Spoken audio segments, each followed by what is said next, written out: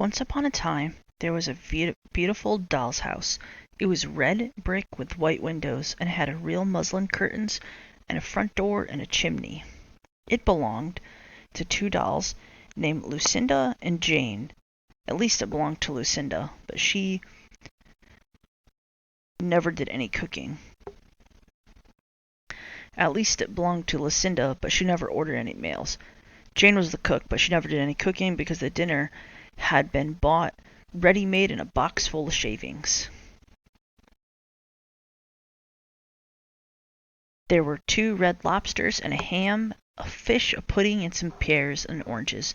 They would not come off the plates, but they were extremely beautiful.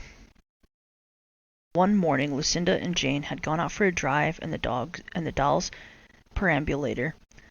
There was no one in the nursery, and it was very quiet. Presently, there was a little scuffling, scratching noise in the corner near the fireplace, where there was a hole under the skirting board. Tom Thumb put his head in for a moment and popped it in again. Tom Thumb was a mouse. A minute afterwards, Hunca Munca and his wife put her head out too, and when she saw that there was no one in the nursery, she ventured out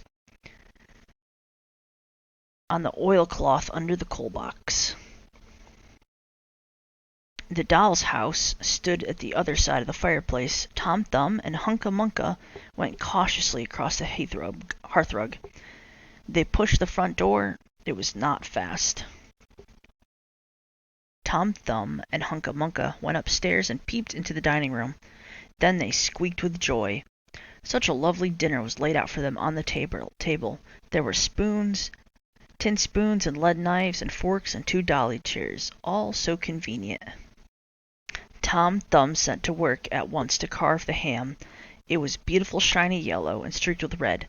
The knife crumpled up and hurt him. He put his finger in his mouth. "It is not boiled enough. It is hard. You have a try, Hunca Munca." Hunca Munca stood up in her chair and chopped at the ham with the lead knife. "It's as hard as the hams at cheesemongers," said Hunca Munca.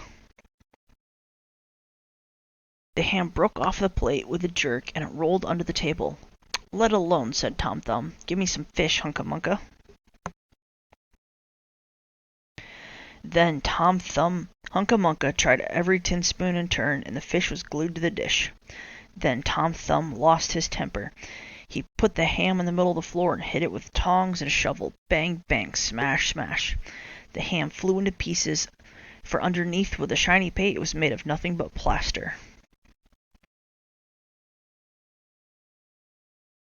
Then there was no end to the rage and disappointment of Tom Thumb and Hunca Munca.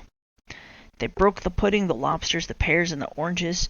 As the fish would not come off the plate, they put it in the red, hot, crinkly paper fire in the kitchen, but it would not burn either. Tom Thumb went up into the chimney and looked. There was no soot.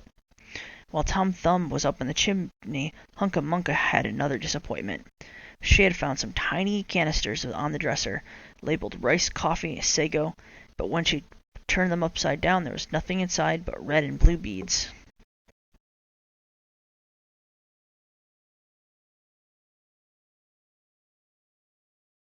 Then those 2 mice set to work to do all the mischief they could, especially Tom Thumb. He took Jane's clothes out of the chest of drawers in her bedroom, and he threw them out the top of the window. But Hunca Munca had a frugal mind. After pulling half the feathers out of Lucinda's bolsters, she remembered that she herself would want a feather bed. With Tom Thumb's assistance, she carried the bolster downstairs across the hearthrug. It was difficult to squeeze the bolster into the mouse hole, but they managed it somehow. Then Hunca Munca went back and fetched a chair, a book, a birdcage, and several small odds and ends. The bookcase and the birdcage refused to go in the mouse hole. Hunca Munca left them behind the coal box and would fetch a cradle. Hunca Munca was just returning with another chair when suddenly there was a noise of talking outside upon the landing. The mice rushed back to their hole, and the dolls came into the nursery. What a sight met the eyes of Jane and Lucinda! Lucinda sat up upon the upset kitchen stove and stared. Jane leant against the kitchen dresser and smiled, but neither of them made a remark. The bookcase and the birdcage were rescued from under the coal blocks, but Hunca Munca has the cradle and some of Lucinda's clothes.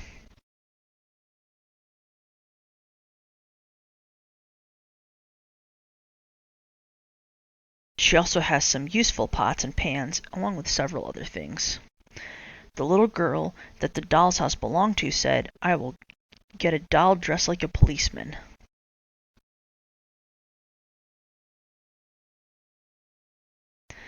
But the nurse said, "I will set a mousetrap."